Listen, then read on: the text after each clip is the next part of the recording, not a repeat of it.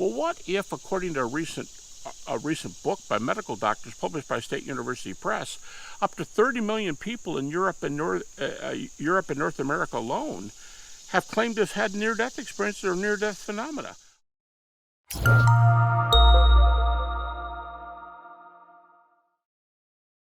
So, I mean, this stuff is definitely interesting, but what got you interested in NDEs? What got me interested? What value do you think they offer us? They're highly valuable to me. Well, first of all, from an atheist viewpoint, when you read Bertrand Russell and many atheists, the 1-2 punch is God and afterlife, God and immortality. If you have these things, you're on your way to talking about meaningful religion. And so I like the afterlife part for this reason. I've specialized all my life in resurrection. I mean, I interest in other topics, but I really never move very far from resurrection. And if there purports to be a realm of which the resurrection is a part, i.e. the afterlife, and an atheist says, yeah, but you got a little problem here. You want me to believe in the resurrection evidence and another world that we call Oz or Narnia. I'll go, well, what if, according to a recent book by medical doctors published by State University Press, up to 30 million people in Europe and North America alone have claimed to have had near-death experiences or near-death phenomena? All right, so a lot of those are storytelling. Right, so now we're down to just 10 million.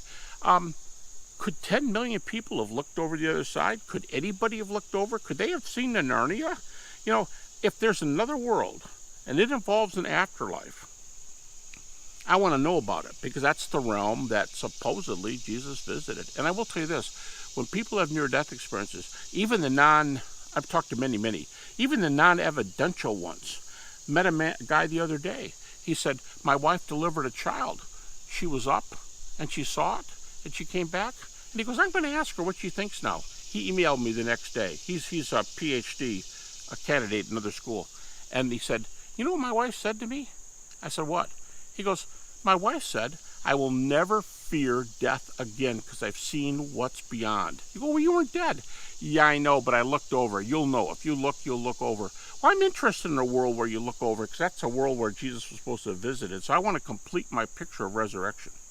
Yeah, it's interesting. There's a pastor named Don Piper, not John Piper, the other pastor, but Don Piper. Mm-hmm. He was a Southern Baptist pastor, Mm-hmm. and he had a near-death experience. I mean, he was dead for 90 minutes, and he wrote a book, 90 Minutes in Heaven. There's a movie out on it, but I read that book to my mom when she was dying back in 2013, and it brought such comfort to her when he talked about his experience in heaven. Well, through my friend, Gary Hamrick, same initials as yours, Gary Hamrick, he connected me with Don Piper because Don was his friend. He'd known him and worked for him before. And so we arranged, and Don called my mom just a couple of days. I mean, I think he talked to her on a Wednesday or a Thursday, and my mom died Saturday morning. And it was, I think it was a Wednesday at 6 o'clock in the evening, and he called, and a bunch of us were there in the hospital, inpatient hospice room, and he talked to her for 11 minutes. And he said, and my mom's name was Joy, and he said, Joy, I know that you're probably thinking right now, I'm going to miss my family. Let me tell you, you're not going to miss your family, because it's like there's not going to be any time. You know, it's like you go to heaven and you'll turn around and there your family is right there. And he says, I can tell you that the joy, the colors, and the sounds, the music that you hear is amazing. You hear this from everybody. And he said, I'll never forget this. He said, so look, he says, I love my family, but I would trade places with you in a flash without thinking about it if God would let me. So he said, you have nothing to worry about.